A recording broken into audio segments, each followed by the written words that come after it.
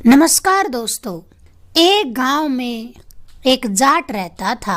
न तो उसके माँ बाप जीवित थे और न ही उसका कोई भाई बहन था। बस अकेला दुबला पतला सीकिया सा पहलवान, शक्ल ऐसी कि कयामत तक कोई अपनी लड़की उसे न दे। मगर उसकी किस्मत ने ऐसा करिश्मा दिखाया, बिल्ली के भागों छिक्का टूट गया समझो। दूर के गांव के 5 बेटियों के बाप ने अपनी बेटी का ब्याह इस जाट के साथ कर दिया। दुल्हन बनकर आई जाटनी का नाम अंगूरी था।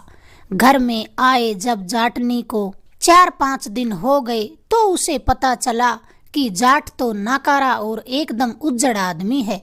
जाटनी ने जाट को समझाया कि ऐसे घर नहीं चलेगा, कुछ तो काम करना ही पड़ेगा। मगर जाट तो बिफर उठा। उसके दिमाग में ये बैठा था कि औरत को जितने जूते पड़े उतना ही अच्छा रहता है। फिर क्या था, सुबह उठने के साथ उसका अंगूरी पर भड़कना एक बार शुरू हो जाता तो रात बिस्तर पर जाने तक जारी रहता। जाटनी ने अपने बाप को बुलावा भेजा तो उसका बाप आकर अपनी बेटी के घर एक दूध वाली गाय बांध कर चला गया। अब जाटनी अपने घर के कामों में लगी रहती, खेतों से चारा लाना, गाय का दूध दोना आदि। अब गाय का दूध बेचकर ही दोनों का गुजारा होता। उधर जाट का आलम ये था कि हर बात के लिए जाटनी को कसूरवार ठहरा देता। अगर चाय बनवाई तो खुद की लापरवाही से ठंडी हो जाने पर भी कसूर जाटनी का, और अगर गरम गरम चाय से जीभ जल गई तो कसूर जाटनी का, और फिर उस पर थप्पड़ों की बौछार करने लगता। समय के गुजरने के साथ साथ जाटनी अब अपना घर का काम खत्म करने के बाद पूजा पाठ करने लग गई। थोड़ी बहुत पढ़ी लिखी थी, धार्मिक पुस्तकें भी पढ़ लेती। विवाह के 5 वर्ष बीत गए पर घर में किलकारियां न गूंजी और न ही उधर जाट में सुधार हुआ। जाटनी का ध्यान अब पूजा पाठ की तरफ ज्यादा ही लग गया तो जाट को ये भी सहन न हुआ। इस बात पर भी वह जाटनी को झिड़कता, यह अलग, और पिटाई करता वह अलग। एक दिन की बात है कि जाटनी गांव में किसी के घर सत्संग में यहाँ चली गई। जब घर आई तो जाट ने जाटनी की ऐसी खबर ली कि बेचारी का अब पूजा पाठ से भी मन हट गया।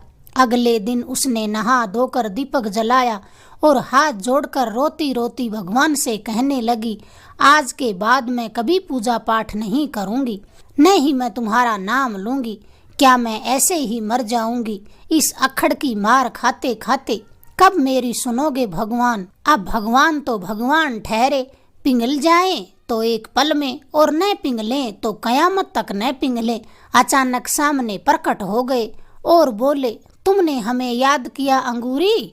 जाटनी पहले तो आंखें फाड़कर भगवान को देखने लगी, फिर बड़े भोलेपन से पूछने लगी, तुम भगवान हो क्या सच में? भगवान बोले, मैं भगवान ही हूँ, तुमने मुझे याद किया और मैं चला आया।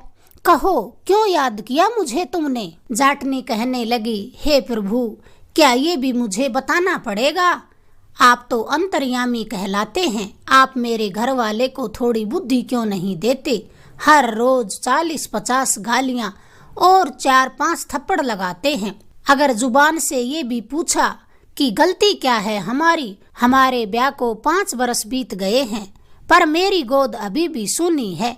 वैद ने कहा है कि हम दोनों में से किसी को कमी नहीं, लेकिन फिर भी औलाद होने का कसूरवार वे मुझे ही ठहराते हैं। अब जब जाटनी लगातार बोलती रही तो बीच में ही भगवान बोले, तुम ये सारी ज्यादती और अत्याचार चुपचाप क्यों सहती हो? जाटनी कहने लगी, प्रभु, वो हमारे पति हैं। हमारी दादी ने समझाया था कि पति परमेश्वर होता है। अब तो भगवान भड़क उठे और कहने लगे, अरे काहे का परमेश्वर? परमेश्वर क्या अपनी पत्नी को गाली देता है, मारता है? कभी तुमने सुना है कि विष्णु ने अपनी पत्नी लक्ष्मी को गालियां दी हों या उन पर हाथ उठाया हो? जाटनी बड़े ही भोलेपन से कहने लगी, नहीं भगवान, ऐसा तो मैंने ना सुना। फिर भगवान कहने लगे, अच्छा तो ये बताओ कि भोलेनाथ ने माता पार्वती पर कभी गुस्सा किया है या उनको कभी मारा पीटा है? जाटनी बोली, नहीं भगवान, मैंने तो ऐसा कभी नहीं सुना। भगवान फिर कहने लगे, तो अब तुम ही बताओ अंगूरी, तुम्हारे घर वाले को ये क्या हक है कि वह अपनी पत्नी के साथ मार पिटाई करे या फिर गाली गलौज करे। अंगूरी कहने लगी, हम कुछ नहीं कर सकते, हम तो अबला नारी हैं। भगवान फिर गरज कर कहने लगे, खुद को अबला कहते कहते तुम औरतों ने अपने आप को छोटा कर लिया है। जाटनी कहने लगी, हे प्रभु, यहाँ धरती पर तो औरतों को यही समझाया जाता है कि औरत का पति उसके लिए परमेश्वर के समान होता है और औरत अपने घर वाले की दासी होती है। अब भगवान को थोड़ा गुस्सा आ गया और कहने लगे, समझाने वालों की मानोगी तो सारी उम्र सहती रहो ये दुख दर्द, और अगर जीना चाहती हो तो रणचंडी बन जाओ। जब भी तुम्हारा घर वाला गाली दे या मारे पीटे तो उसे तुम छठी का दूध याद दिला दो, फिर देखो कैसे तुम्हारी जिंदगी बदल जाती है। अब मैं अपनी थोड़ी शक्ति तुम में प्रवाहित कर रहा हूँ। इतना कहकर भगवान अंतर ध्यान हो गए। भगवान के अंतर ध्यान होते ही जाटनी बड़बड़ाने लगी कि अब तो भगवान का भी सहारा नहीं रहा, आए तो घर उजाड़ने की बात कहकर चले गए। अब भला हम अपने घर वाले पर हाथ उठाएं, क्या हमें नरक जाना है? फिर अगले कई दिनों ऐसे ही चलता रहा, रोज जाट की गालियां थप्पड़ मुक्का सहना, मगर कब तक? अंत तो हर चीज का होता ही है। एक दिन जाटनी अपने घर के काम खत्म करके नहाई और अपने कपड़े धोए। अब वह गीले कपड़े सुखाने के लिए छत पर चली गई। नीचे से जाट ने आवाज दी कि जरा पीने के लिए पानी का एक लोटा दे देना। जाटनी तो ऊपर गई थी और कुछ कपड़े फटकारने की आवाज से उसे जाट की आवाज सुनाई न दी। इसी तरह जाट ने 4-5 आवाजें लगाई, मगर जाटनी को कुछ सुनाई न दिया। फिर क्या था, जाट अपना लठ लेकर ऊपर पहुंच गया और जाटनी के बाल पकड़कर कहने लगा, घंटे भर से चिल्ला रहा हूँ, पीने को पानी दे दो, सुनाई नहीं देता क्या?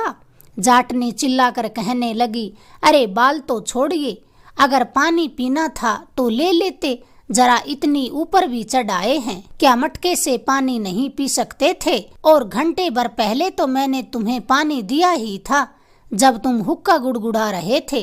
जाट कहने लगा, मुझसे जुबान लड़ाती है। इतना बोलने के साथ ही जाट ने अपना लठ उठाया तो जाटनी ने अपना बचाव करते हुए एक हाथ से तो लठ को पकड़ लिया और दूसरे हाथ से जाट के मुंह पर एक मुक्का जमा दिया। मुक्का अब सीधा जाट के जबड़े पर लगा, जिसमें आगे के 2 दांत खटाक से टूटे। फिर बौखलाहट में जाटनी ने जाट को धक्का दे दिया ताकि वह थोड़ा दूर हो सके और वह जल्दी से नीचे चली जाए, मगर जाटनी ने जैसे ही जाट को धक्का दिया, जाट सीधे नीचे गली के कीचड़ में जा गिरे, वह भी औंधे मुंह। जाटनी अब तो घबरा गई, ये क्या हो गया? मैं तो अपना बचाव कर रही थी, हे प्रभु ये क्या हो गया? ये बोलते बोलते जाटनी नीचे भागी गई। इतने में सीढ़ियों पर फिर भगवान खड़े मिले और जाटनी को बोले, अंगूरी क्या हो गया है, क्यों गला फाड़ रही हो? जाटनी बोली, गला न फाड़े तो क्या करें, आज पहली बार हमने गलती से अपने भरतार के मुंह पर मुक्का मार दिया और उसके 2 दांत टूटे सो टूटे, वे तो नीचे जा गिरे, पता नहीं जिंदा बचे भी हैं या नहीं। भगवान कहने लगे, अरे मुक्का थोड़ा धीरे मारना था और धक्का भी धीरे देना चाहिए था, हमने कहा था कि हम तुम्हें अपनी थोड़ी शक्ति दे रहे हैं। जाटनी कहने लगी, हम में ताकत ही कहाँ है, हमने तो धीरे ही मारा था, वो तो आपकी शक्ति ने हमारे भरतार के 2 दांत तोड़ दिए और न जाने कितनी चोटें और आई होंगी। हटो हमारे आगे से, हमें उनको देखने के लिए नीचे जाना है। भगवान कहने लगे, इतनी चिंतित क्यों हो रही हो अंगूरी उनके लिए, वह फिर तुम्हें गालियां देगा। जाटनी बोली, हम गालियां खाने को राजी हैं और मार भी खा लेंगे, अब तो आदत हो गई है उनको झेलने की, खुशी खुशी झेल लेंगे, पर उनके बिना रह नहीं सकेंगे। अब अंगूरी भगवान के पास से होकर नीचे भागी और गली में वहीं जा पहुंची जहाँ कीचड़ में जाट गिरा पड़ा था। वहाँ कीचड़ में पड़े पड़े जाट महाराज टसक रहे थे।